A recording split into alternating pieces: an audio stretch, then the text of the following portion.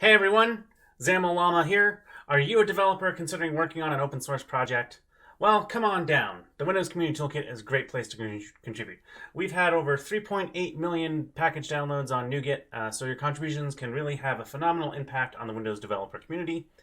Most of our best known controls have been from contributions from our community. In this video, I'm going to show you everything you need to get started building and developing for the Windows Community Toolkit itself. So this is our GitHub repo you can get here from aka.ms/wct, Windows Community Toolkit. And the Windows Community Toolkit is our main GitHub repo as well.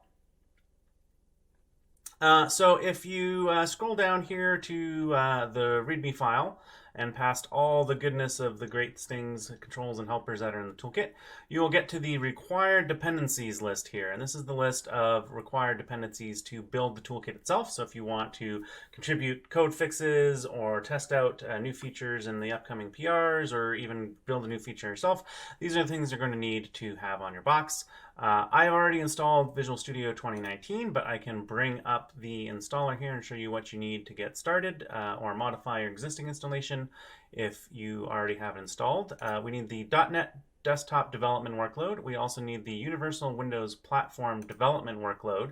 And there's a couple other boxes we're going to have to check over here. One is the C++ version 142 Universal Windows Platform Tools. This is actually for the gaze helpers that we have in the toolkit. You can see I have a little thing showing you where my gaze is on this video. We have some helpers for gaze input devices in the toolkit, and so that's what we need that to build. Everything else in the toolkit is C# based. And then we also need the Windows 10 SDK 17763. So you can see I have no changes here, but you'll either have a modify or an install button when you're done with Visual Studio. The other one that you'll see listed here, the README 18362, isn't here because it's already installed, because that's the version of Windows that I was running when I set up Visual Studio. So if you do need this package, if it's not installed on your machine, you can check in the add remove programs in the settings. You can come to the link here that we linked to on that page to the archive, and you can download this version or any others that you need from here. So these basically should all be pretty easy to install with your Visual Studio setup. Then we need the .NET Core 3.1 SDK. And so that's going to be our SDK here for Visual Studio 2019. So I can install that. All right, so once we launch the .NET Core installer, it's pretty straightforward. Just click install and then click yes on the UAC prompt. And it's really that fast. It's done before I even look back at the screen. The other thing we're going to need, so if I go back to our GitHub page, then you'll see there's the .NET Framework 4.6.2 developer pack. That's this one down here. .NET Framework 4.6.2, and we need the developer pack. All right, so we're just going to agree to our EULA and then go through another prompt and install this package quick. All right, so now our package has installed. Gonna go back. That was all of our required dependencies. And I've launched Visual Studio 2019. So we're going to clone or check out code.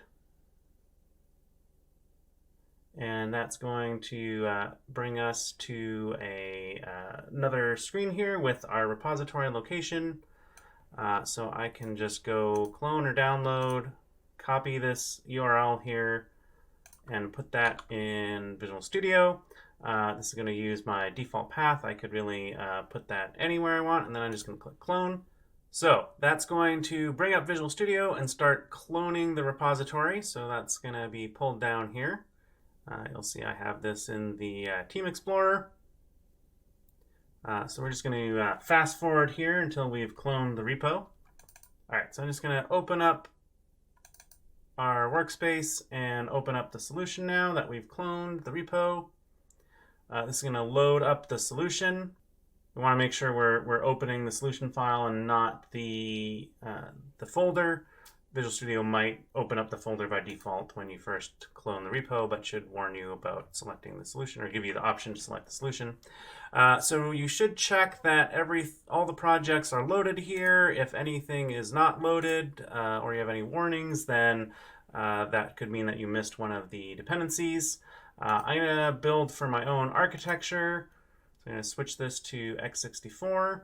And if you set up all of your dependencies right, you should just be able to hit F5 and build the toolkit.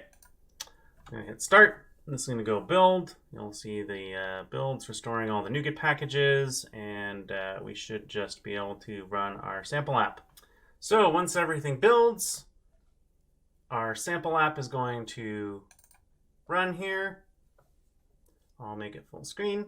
The sample app in the Windows Community Toolkit is actually a really great place to kind of see what the Windows Community Toolkit has to offer. We have examples of all of our controls, so it's really kind of an exciting place to explore the toolkit and see what's there. So we can bring up any one of our controls in the toolkit. So for instance, like the uniform grid. And we'll get to see the sample here. We can see how the grid behaves. We can adjust properties here and play with the control. We can actually also go and play with the XAML directly.